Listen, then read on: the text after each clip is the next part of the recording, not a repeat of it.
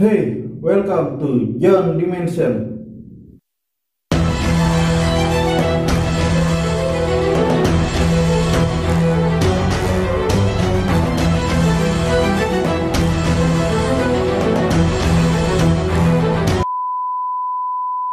Ya, di video kali ini gue bakalan lanjutin konten gue yang bertema horor, yaitu teror. Dan bedanya di video kali ini gue gak bakalan ngebahas yang serem-serem ya, tapi gue bakalan ngebahas kasus-kasus yang pernah terjadi sebelumnya, entah kasus pembunuhan, kasus serial killer, kasus konspirasi, atau kasus musibah lainnya. Yang dimana kali ini gue bakalan ngebahas kasus tenggelamnya transportasi kapal feri yang ada di Korea Selatan, yang merupakan kasus tenggelam terbesar sepanjang sejarah transportasian di Korea Selatan, yaitu tragedi tenggelamnya kapal Sewol.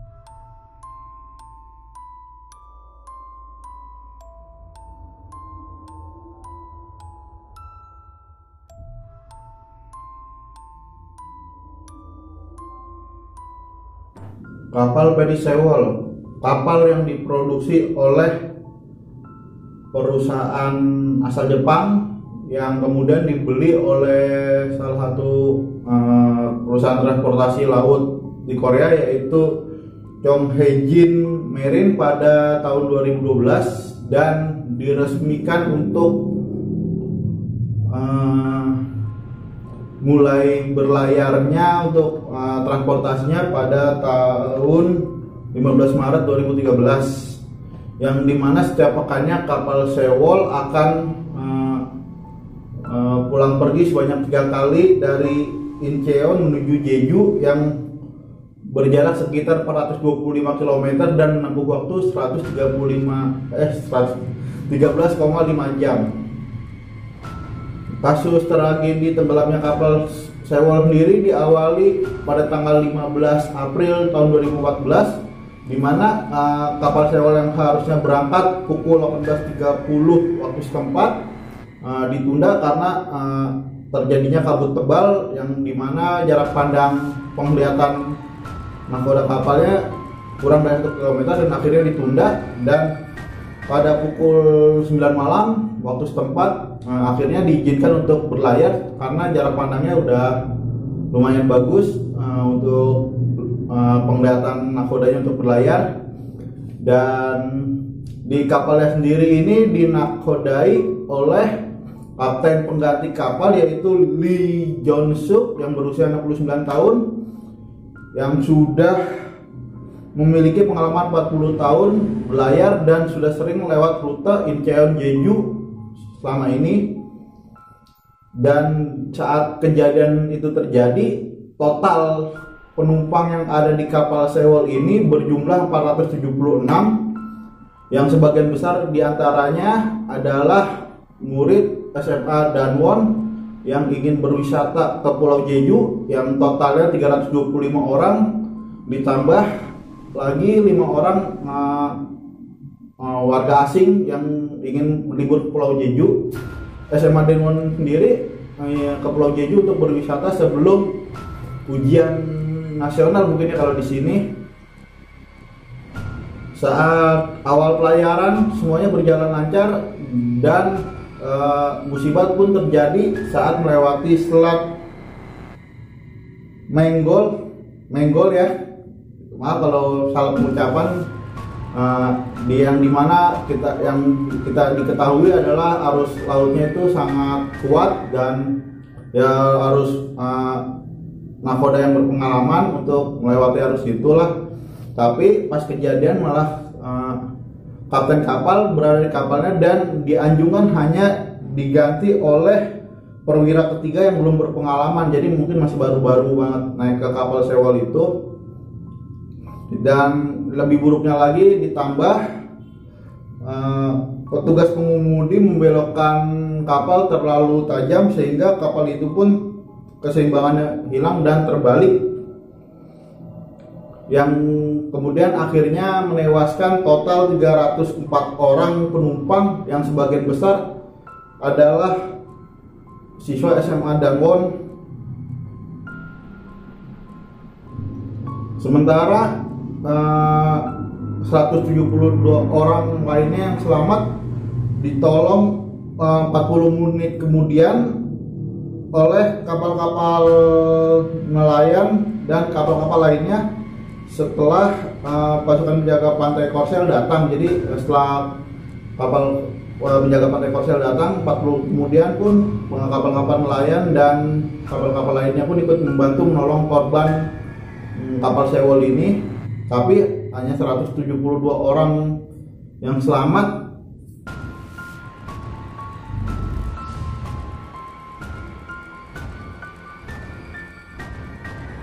Alasan tenggelamnya kapal sewol sendiri terjadi karena nakoda kapal yang berbelok tiba-tiba dikarenakan jangkar yang tersangkut pada karang-karang sisi pantai. Jadi di sekitar tenggelamnya kapal sewol itu ada pulau-pulau kecil yang sebagian datarannya pun udah tenggelam.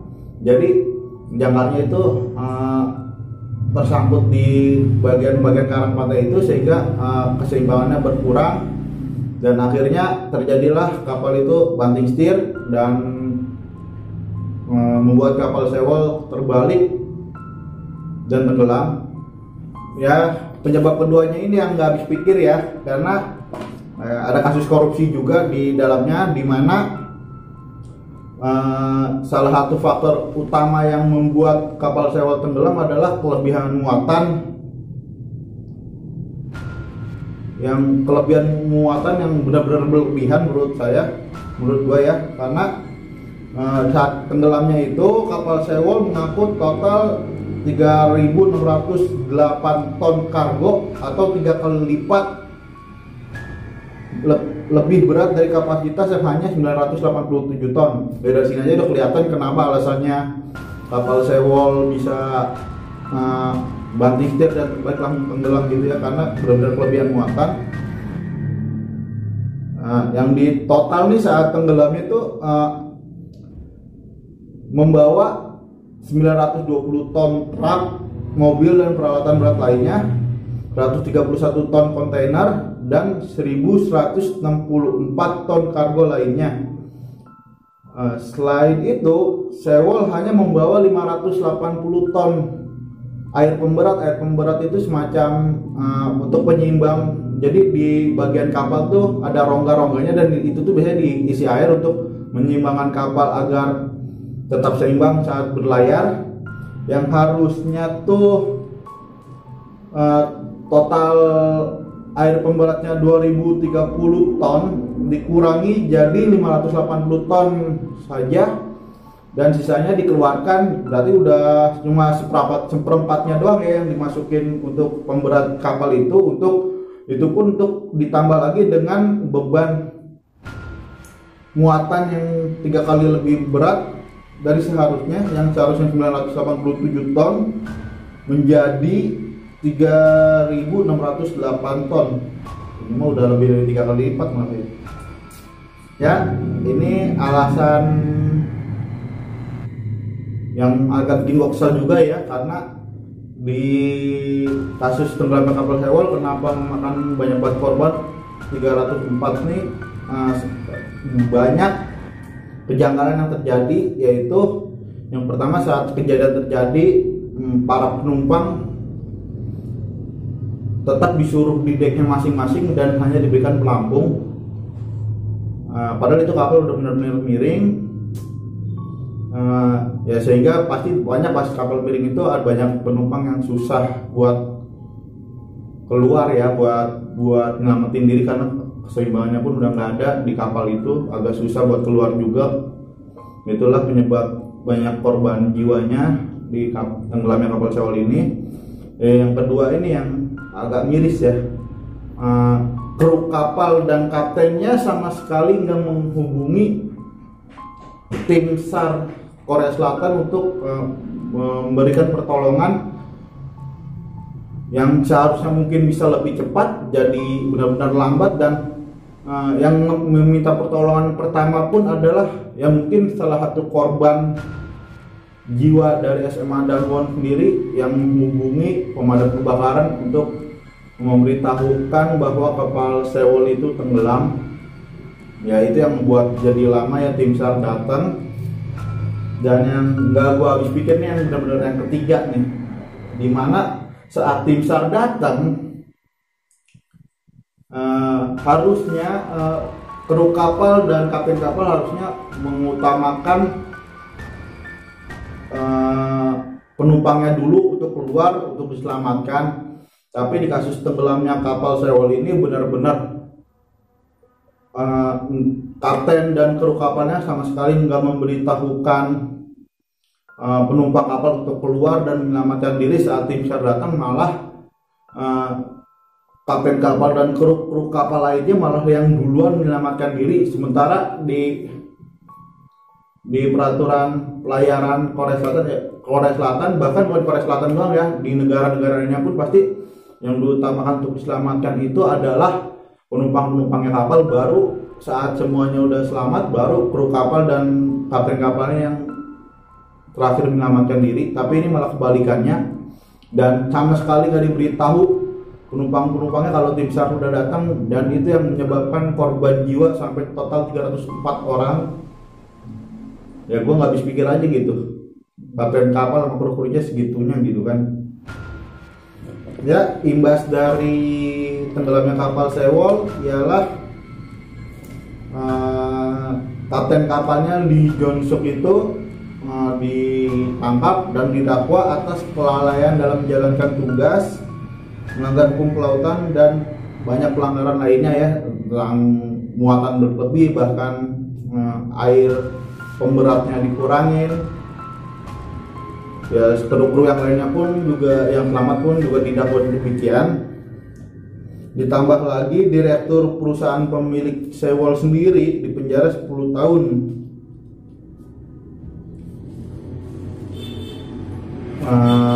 Untuk kelalaian dalam manajemen perusahaannya ya, soalnya nggak benar-benar korbannya pun nggak sedikit gitu, lebih dari setengahnya, bahkan ini udah 2/3 yang meninggal.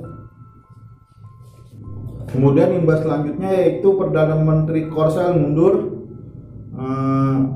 karena setelah kejadian Sewol ini pemerintahan Korsel mendapatkan kritikan bertubi-tubi setelah tenggelamnya kapal Sewol yang menewaskan lebih dari 300 orang, termasuk kru penyelamat sendiri ya, ada korbannya.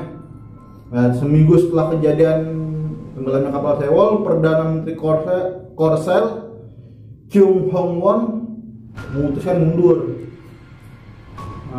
Ya karena dia merasa bertanggung jawab ya, karena kurang mengawasi sektor-sektor dalam pemerintahannya ya. Apalagi setelah didapat kritikan bertubi-tubi dari keluarga korban juga, yang merasa ada sesuatu yang janggal di balik tenggelamnya kapal Sewol. Ya akhirnya Perdana Menteri Korsel pun mundur sendiri ya, karena mengakui kesalahannya juga mungkin. Nah ini nih yang terakhir nih yang nggak habis pikir dari tenggelamnya kapal Sewol, yaitu ada kasus korupsi. Ya ini dikutip dari New York Times, salah satu penyebab utama tenggelamnya kapal Sewol karena renovasi kapal karena renovasi kapal yang berbahaya. Nah, renovasi ini disebut mendapat persetujuan dari regulator yang telah disuap dengan paket wisata dan makan malam mewah. Perbaikan ini justru membawa petaka atau tragedi karena titik gravitasi kapal naik yang membuat jadi tidak seimbang. Begitu berbelok tajam, kapal justru miring dan terbalik. Hal ini diperparah dengan muatan yang tidak terikat dengan baik. Ya, yang gue bilang tadi deh, ada yang janggal gitu kan dari titik gravitasi saat perbaikan kapal yang berbahaya, mungkin pengen dikebut tapi malah membahayakan kapalnya itu sendiri, muatan berlebih, udah gitu tidak terikat dengan baik, ditambah lagi dengan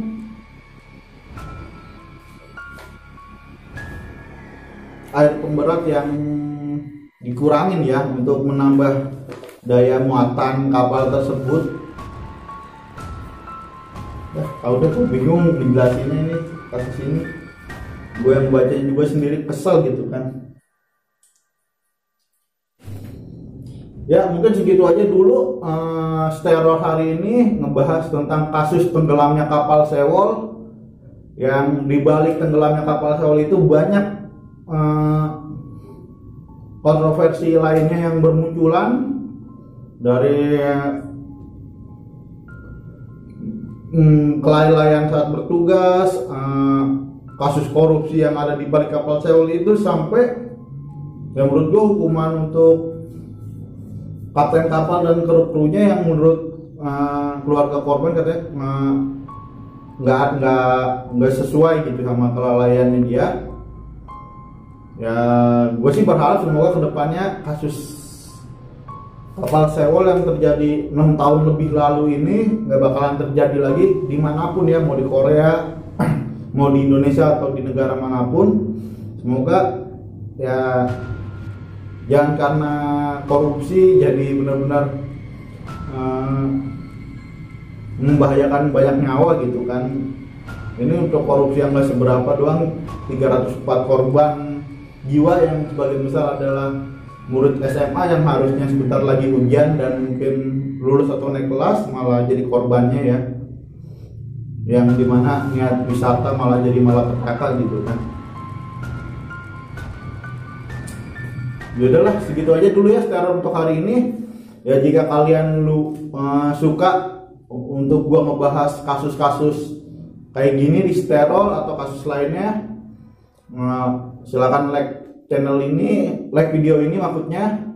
Komen juga kalau ada saran yang harus gue bahas ke depannya. Ya mungkin nggak secepat itu ya, karena gue benar-benar kerja sendiri dan gue harus nyari data-datanya sendiri ya, tapi bakalan gue sanggupin kok untuk jika requestan kalian untuk membahas kasus apa gitu ya. Nggak mesti kasus-kasus kayak gini, entah konspirasi atau kasus serial killer, kasus pembunuhan berantai, silahkan aja gitu, kirimin komen ke gue ya, nanti bakal gue cari data-datanya dulu biar lebih jelasnya juga.